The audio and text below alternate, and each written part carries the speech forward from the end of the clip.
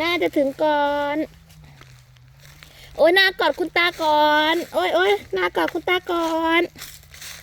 เอ้าวิ่งผ่านคุณตาได้ไงอ่ะ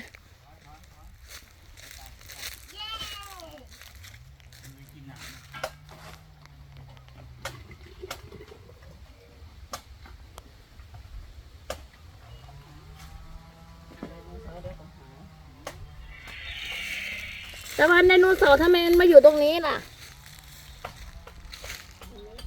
มันมาเฝ้าไล่เหรอครับโอ้มันมาเฝ้าไล่